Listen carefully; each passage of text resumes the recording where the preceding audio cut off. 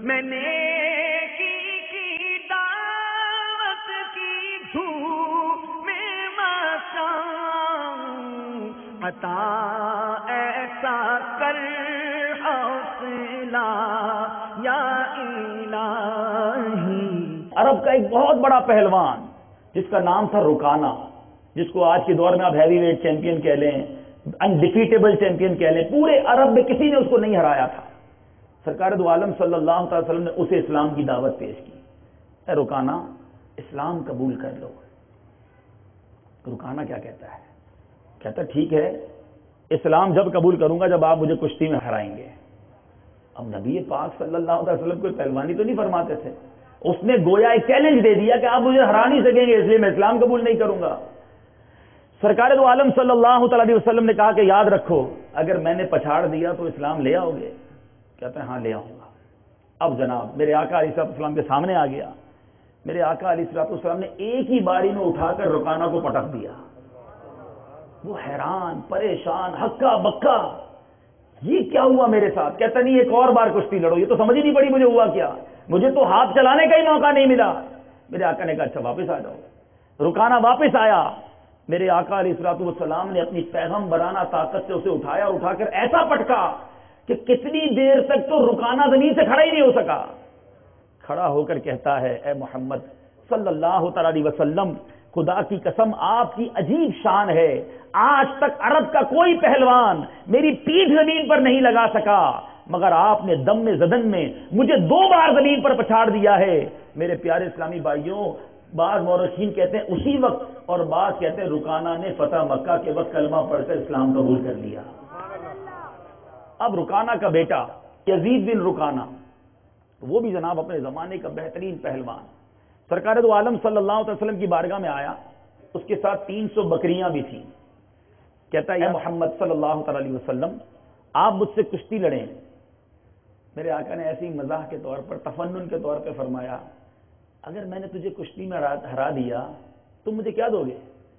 کہتا یا رسول اللہ 100 بکریاں دوں گا۔ میرے آقا علیہ السلام نے فرمایا آ جاؤ۔ سامنے آیا، نبی پاک نے ہاتھ ملایا، ہاتھ ملاتے اٹھا کے اسے پٹک دیا، وہ ہکا بکا رہ گیا۔ اس نے وہ 100 بکریاں دے دی۔ کہتا لیکن ایک اور لڑائی بھی ہوگی۔ اچھا دوبارہ لڑوں گا، ہرا دیا تو کیا دو گے؟ کہ دوسری 100 دے دوں گا۔ دوبارہ ہاتھ ملایا میرے آقا نے، ہاتھ ملا کے یزید بن رکانہ کو میرے آقا نے پھر پٹک دیا۔ کہتا 100 بکریاں اور لے لو لیکن تیسرا مقابلہ بھی کروں گا۔ اب ایک وہ ہو جاتا نا کہ میں 2 بار گر گیا، اب تک مجھے کسی نے نہیں گرایا، تھرڈ فائٹ ہوتی ہے۔ سرکار دو عالم صلی اللہ علیہ وسلم نے پھر اس سے ہاتھ ملایا، اٹھا کے اسے پٹک دیا۔ اب وہ کہنے لگا اے محمد صلی اللہ علیہ وسلم، سارا عرب گواہ ہے، آج تک کوئی پہلوان مجھ پر غالب نہیں آ سکا، مگر آپ نے 3 بار جس طرح کشتی میں مجھے پچھاڑا ہے، اس سے میرا دل مان گیا ہے، یقیناً آپ صلی اللہ علیہ وسلم خدا کے نبی ہیں۔ یہ کہا اور یزید بن رکانہ بھی کلمہ پڑھ کر مسلمان ہو گیا۔ میرے آقا نے کیا کیا؟ میرے کریم سے گر قطرہ کسی نے مانگا، میرے کریم سے گر قطرہ کسی نے مانگا، دریا بہا دیے ہیں، دربے بہا دیے ہیں۔ آقا اس کے مسلمان ہونے سے اتنے خوش ہوئے کہ اس کی 300 بکریاں بھی واپس فرما۔ نبی پاک کشتی لڑنے نہیں گئے تھے، میرے آقا چاہتے تھے کہ لوگ دامن اسلام سے وابستہ ہو جائیں، لیکن آقا کو جس میدان میں چیلنج کیا گیا، لوگوں نے نبی سے زمین پہ کھڑے رہ کر آسمان پر معجزہ مانگا، میرے آقا نے آسمان پر معجزہ دکھایا۔ لوگوں نے شجر پر معجزہ مانگا، میرے آقا نے شجر کو جناب کلمہ پڑھا کر معجزہ عطا فرمایا۔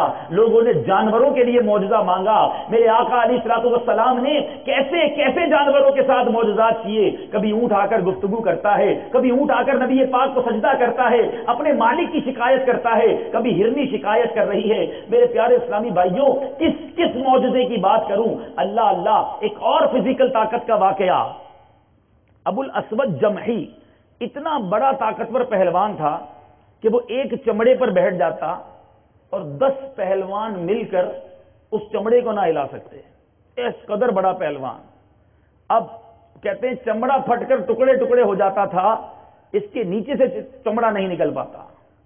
میرے آقا علیہ السلام کی بارگاہ اقدس میں آیا اور اس نے بھی چیلنج دیا کہ اگر آپ مجھے پچھاڑ دیں میں مسلمان ہو جاؤں گا۔ میرے آقا علیہ السلام پھر کشتی لڑنے کے لیے کھڑے ہوئے، وہ سامنے آیا، ہاتھ ملایا، نبی پاک نے اٹھا کے پٹک دیا۔ وہ اتنا بڑا پہلوان جو ہے میرے آقا کی طاقت دیکھ کر کلمہ پڑھ کر مسلمان ہو گیا۔ میں نے کی دعوت کی دھوم میں مچاؤں، عطا ایسا کر حوصلہ یا الہی،